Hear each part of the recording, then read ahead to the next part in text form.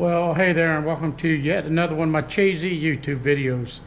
On this video, we're going to be discussing double flare and brake lines and some other brake line considerations. First off, do not use a compression fitting on a brake line. It's very possible they could come apart, and that would be bad news. And it's illegal to the best of my understanding. On brake lines, they cannot be copper. Make sure whatever you use for a brake line on your car is, in fact, made to be a brake line. In this case, we're going to use 1/4-inch brake line. Tubing, it's also known as tubing, is measured by the outside diameter, and this is a 1/4-inch outside diameter brake line. The two most common brake lines are 1/4-inch and 3/16. The next consideration is do not use a single flare on a brake line. Use a double flare. The reason being, steel lines will tend to want to crack when doing a single flare. So you need to do a double flare. In order to do that, you need to have a double flare toolkit. A double flare uses the same tools as a single flare, except for this adapter right here. This is a double flare adapter. Make sure your adapter is for the proper size of line, and it will say it on the back side. Also, the double flare has a step. This step right here. The thickness of this step tells you how far to have the brake line protrude from the clamping tool. Next thing you do is cut the line, which I already have. And this is a tubing cutter, and there's all sorts of styles. Just when you're cutting tubing, you'll put the tubing inside the cutter like so, and then you'll screw your cutter down on it. I'm not going to do that right now. And gently tighten it a little bit, run it around a revolution, tighten it a little bit further, and you can keep on doing that till it cuts the line. That should give you a good square cut. After that, you'll want to use this part of the cutter.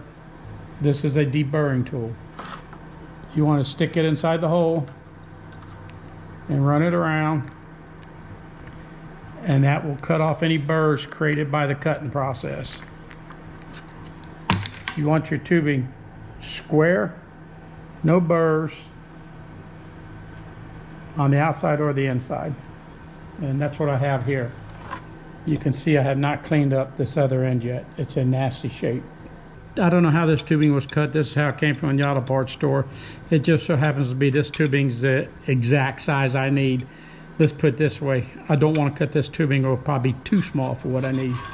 So you'll see it's kind of rounded and nasty looking, so I'll just run the file, and I might actually wait until I put it in the clamp, the tubing clamp. So we'll go ahead and flare the other end first. In the clamp, you pull it back till it protrudes out the distance of the step on the tool.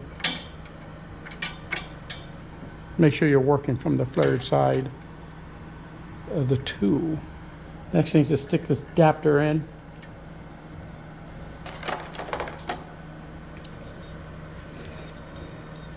And we're going to crank on it just like we're flaring a single flare. What it's going to do is take that tubing, it's going to push it out and in like this. Okay, this is step one. It pushed it in and out at the same time. Step two, stick your flare tool back on, continue flaring.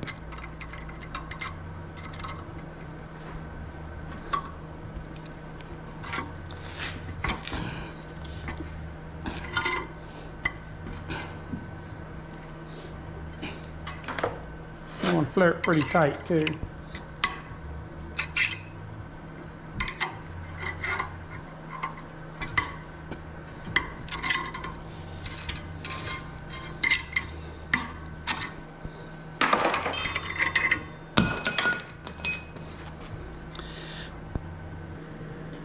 Okay, it looks pretty good to me. Okay, I'm gonna clean up the other end and put a nut on it, then hopefully this line will fit. Well, there you have it. I got my double flares on. I'll go see if my measurements are right. Let's hope they are. If not, I gotta go buy some new line. When I run brake lines, I try not to buy a bunch of sections, bunch of 4-foot sections, and keep hooking them together to go along the frame of the truck or whatever.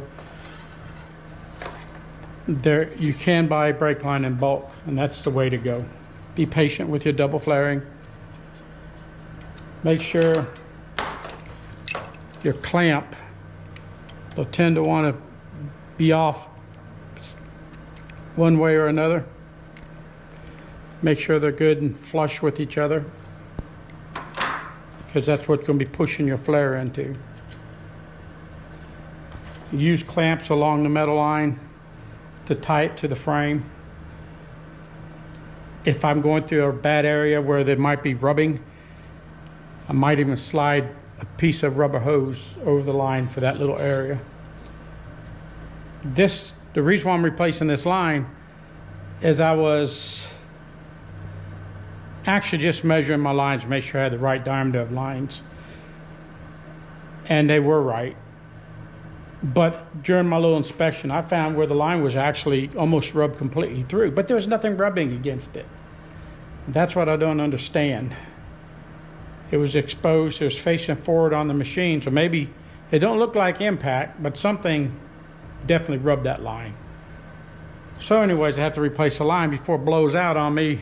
Thank you for watching this video. Please hit the like button. Please subscribe to my channel. And remember, if you've loved life and learning new things, go aimless.com.